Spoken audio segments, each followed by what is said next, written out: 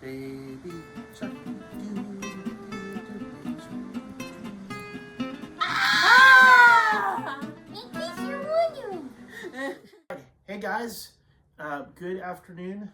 Welcome to In Case You Were Wondering. I'm Chris. I'm Vicky. And I'm Amber. Hello. Hey, and we are excited. Today we are returning to talk about X-Men 97. This time we're tackling episodes 3 and 4. Episode 3 is Fire Made Flesh. Episode 4 is that combo episode Motendo and Life Death Part 1. We really are curious of what you guys think about X-Men 97 here so far. It is created by Bo DeMeo. Right now, what would you guys kind of give, what kind of score or rating would you guys give to the first 4 episodes that we've looked at here of X-Men 97? I would probably give it a pretty high score because... A pretty high score, okay. I'm between like an 8 and a 9.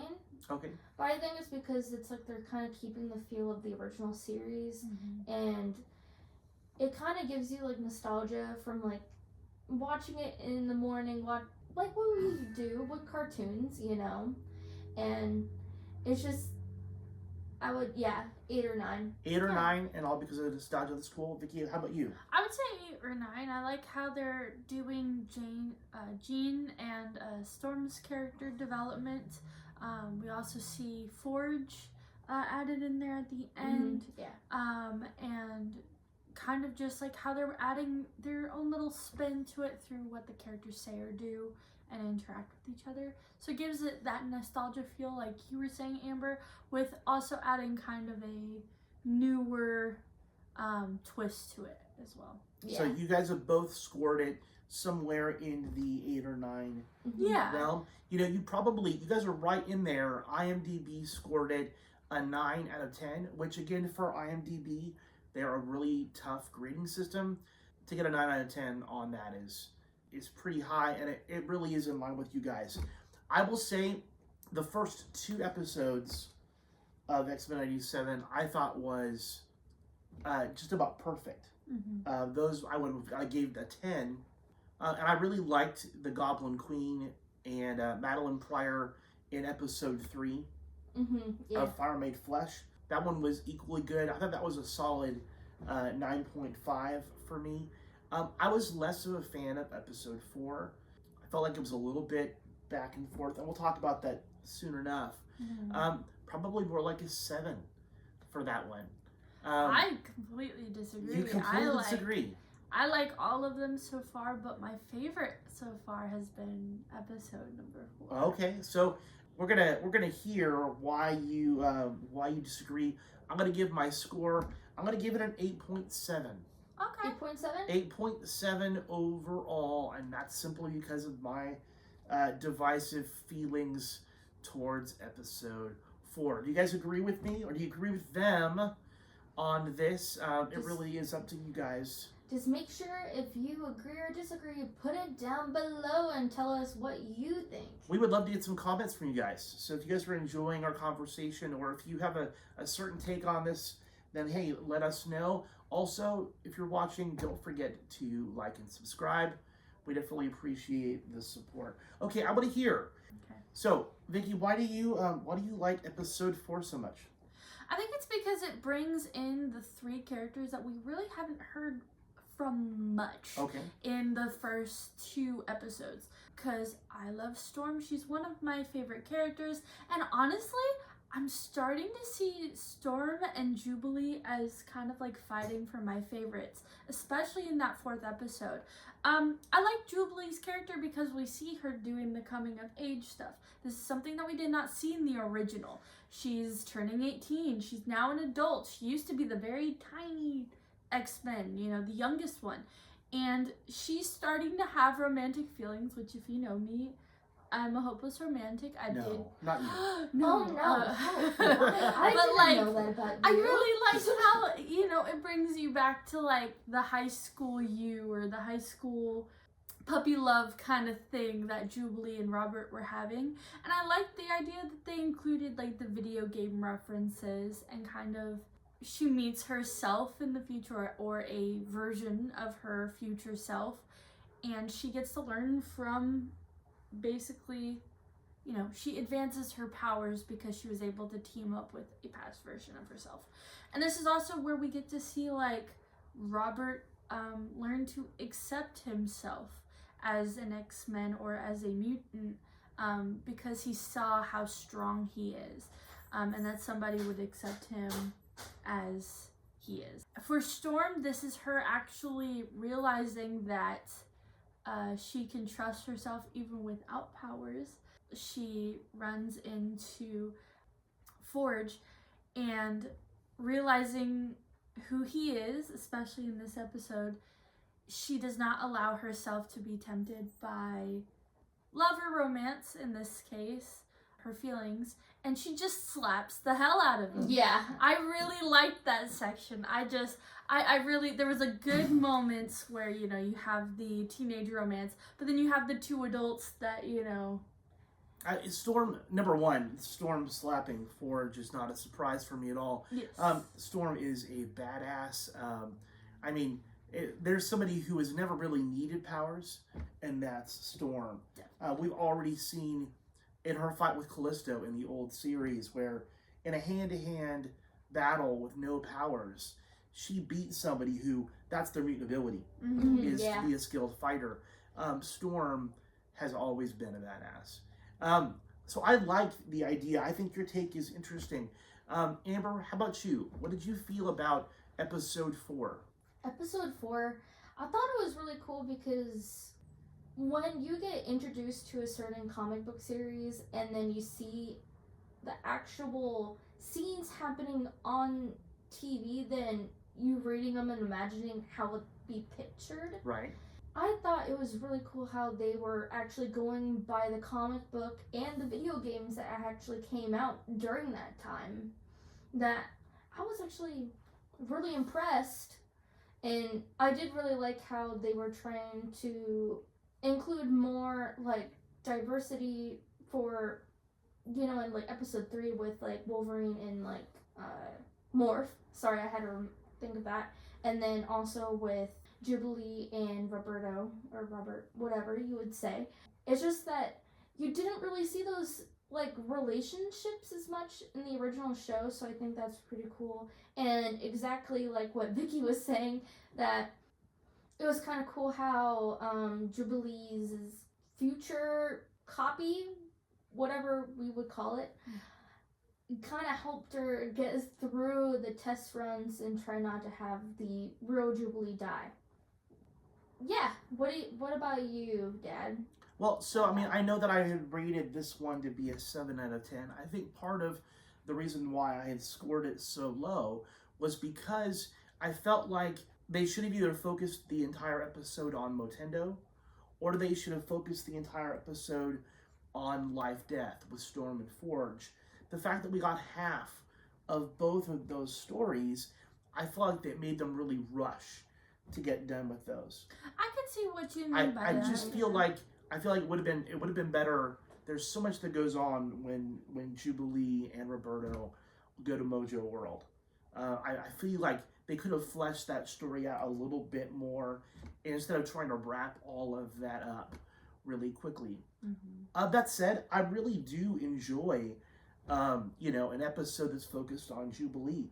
Jubilee is always a bit of the damsel in distress. Yeah. Right? She's like the kid sister protege, trailing behind Wolverine, always needing to be rescued, never really being able to be showcased with her abilities or for us to see her potential. Mm-hmm. And in Motendo, we do see a Jubilee who has started to grow up. And I think there's a little bit of that balance between here Jubilee's mad that her birthday has been kind of forgotten about. And she's turned 18, but they still treat her like a kid. And in the game, I love the old arcade version of X-Men, which was one of my favorite games to play growing up. But I think that the idea of her playing a game and coming in contact with an older version of herself it was almost like she rescues herself.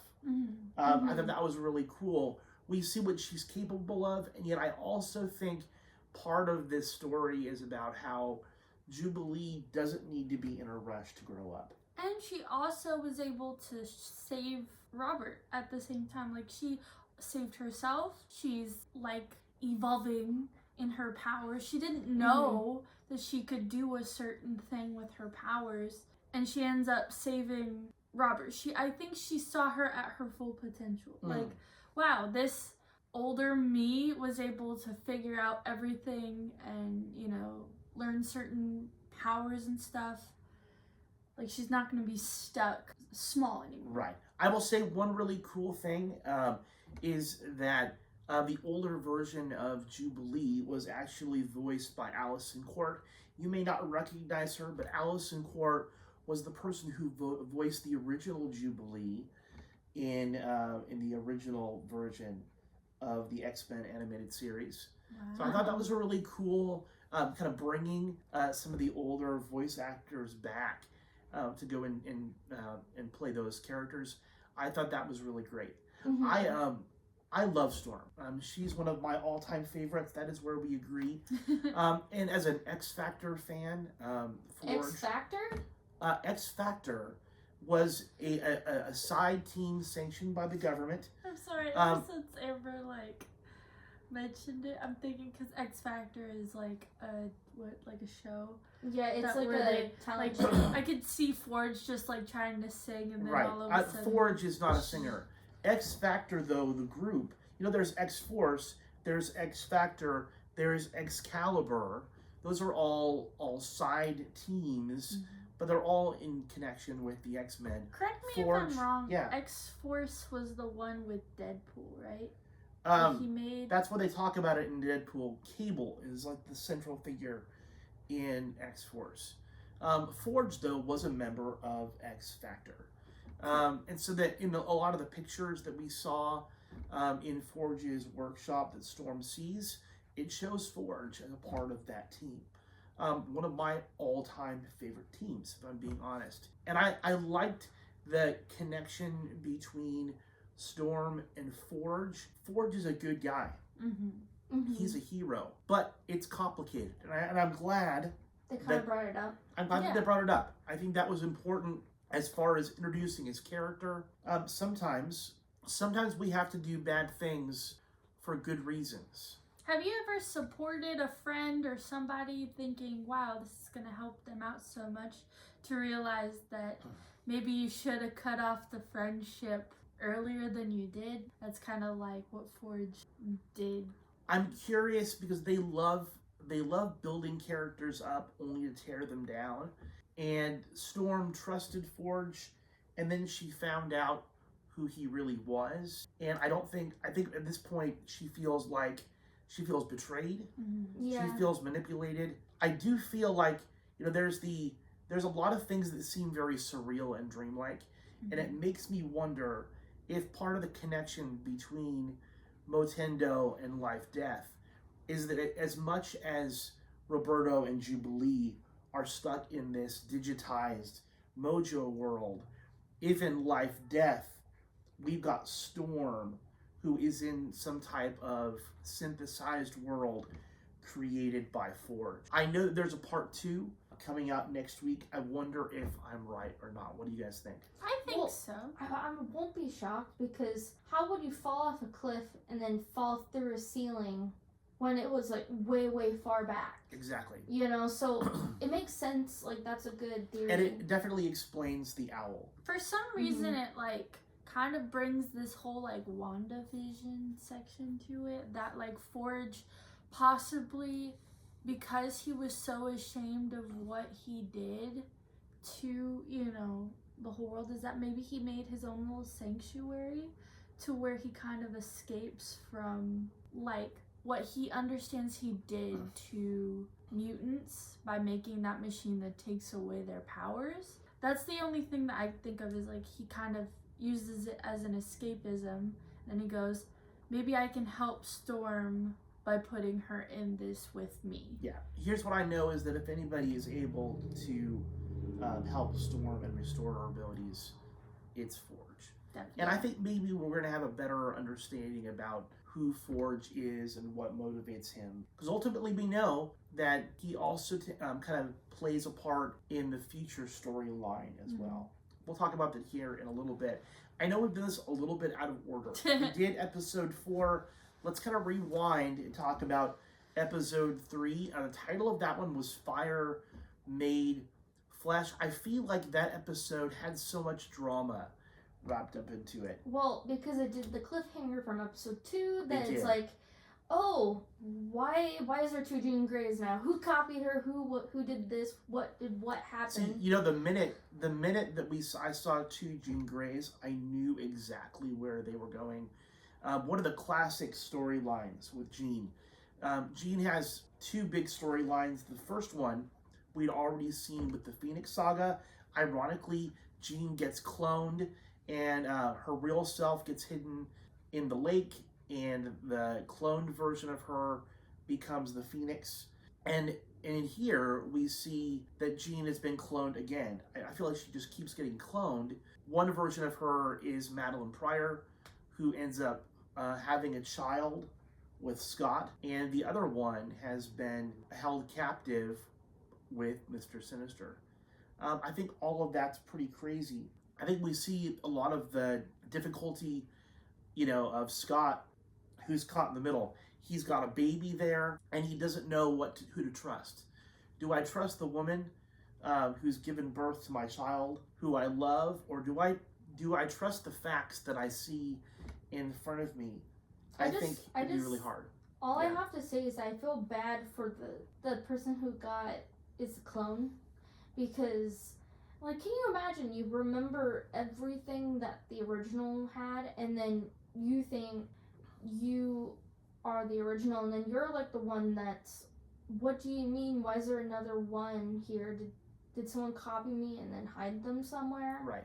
Or something? Because you could tell she didn't know. She didn't know that she was a copy until Beast did the science test thing and was like, okay, this one has newer blood than this one, and then technically this has the original. I mean, it was crazy. It seems like the minute that Sinister kind of reveals himself and his influence and who Madeline Pryor really was, that it was almost like a light switch went off. That little crystal showed up in her forehead, and we see her transform. Mm-hmm. Well, I'm really happy they kind of changed the outfit, because it was kind of revealing in the original comic. Yeah, I'm kind of glad they changed it. Like, you got to say the outfit was fire. Yeah. I mean, let's be honest here. Goblin Queen was a force to be reckoned with. Yeah, I think, what I liked about that character was that she, by just touching them too, like, she'd just be like, you are now under my control. She takes, because we all know that, like, Wolverine wasn't there, so I'll go back to that. But Scott has trouble fighting her because, she had his kid. And all of a sudden, she has full control over him because he had that slight hesitation, get the job done. Yeah. Where we also see kind of a little bit of a heartbreak with Wolverine with the real Jean Grey, because she still kind of has feelings for Scott through kind of this, like, connection that the Jean Greys have a little bit. So we see 2 sides of heartbreak with Scott losing not only his wife, but son. Yeah, but his baby due to the techno virus. Yeah, that was sad, because, like, can you imagine out of nowhere you find your baby in a tube kind of thing, and then you realize that it's infected, and you're like, the only person here that could help is this guy that needs to go back to where he was from. So here's what we know. We know that Cable had to be born. Mm-hmm. We know that Cable, as a character, had to get sent into the future. And so that's how I knew it. Like, Cable, His mother is Madeline Pryor, the Goblin Queen. Father is Scott Summers, Cyclops. Raised in the future where they're able to save his life. And so this is really like Cable's origin story. It is sad. Scott has that moment where he's like, do you know what it's like being abandoned? Right? And then the hilarious thing, he's like, I won't be a part of it. And he turns around and he walks out. And then pretty much Madeline Pryor or, it was Madeline Pryor that had to do hold the baby and walk out and give the baby to, what was his name again? Bishop. Yeah, you had to give it to Bishop. And then he's like, just take the baby away. It was, it's so sad. I will say, as far as Jean, Jean has always been a bit of a glass cannon. Have you guys heard of that expression before? Yeah. A glass cannon, it's very powerful and destructive, but usually it causes as much damage to itself as it does to others, right? The joke in the original X-Men series is that every time Jean would exert herself, she'd go, oh, and she would just faint. And here we see that really Jean's arrival on the scene, she is the one thing, she becomes the rescuer for the team.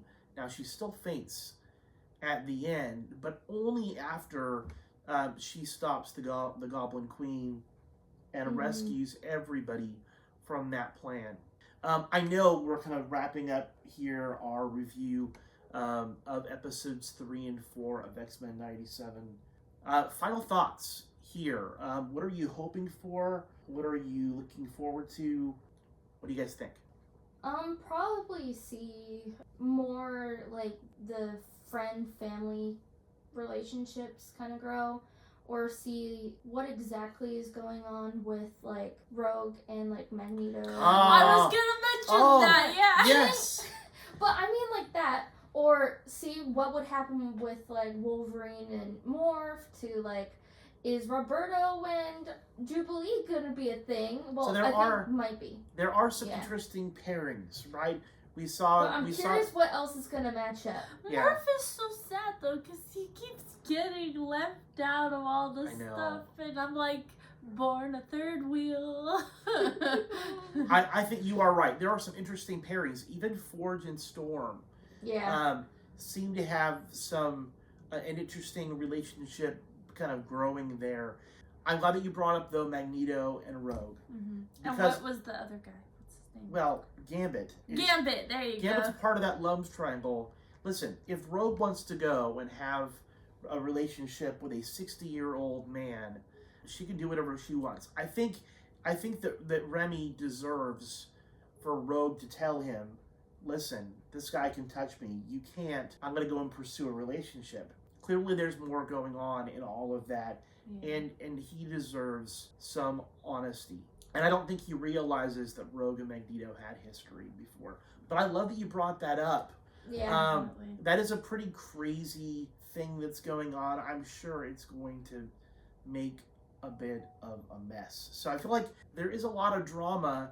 You know, Scott has Jean back, but he's lost his son. You know, Jubilee gets her first kiss, at least that we've seen. Yeah. So there is that sense of growing up. And there's this weird relationship we're seeing with Storm and Forge. Don't forget the, Wolverine wanting to be together with Jean, and he keeps getting heartbroken. I know, it's always sad. It is. There's a lot of conflict that is here. Here's what I know. Life, Death, Part 2. I think they left us on this cliffhanger. With the owl and the... I know. I'm really looking forward to seeing the resolution of the story. And I want badass Storm with her powers back. I want to see Omega level Storm in all her weather manipulation glory. I think that is going to be something to wait for. Definitely. Listen, this has been a great episode. Guys, thanks again for joining us in our conversation. If you've watched all this way and you haven't already, hit that subscribe button.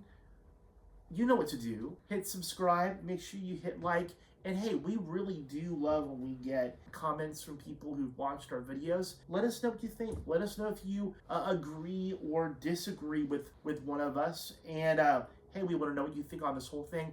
If you've got an idea for anything else that you want us to review, put it down below. Yes, Definitely. please do that. Yeah. Hey guys, it's been great. I'm Chris. I'm Vicky. And I'm Amber. And we are, in case you were wondering, signing off. Bye. Bye. Adios. In case you were wondering.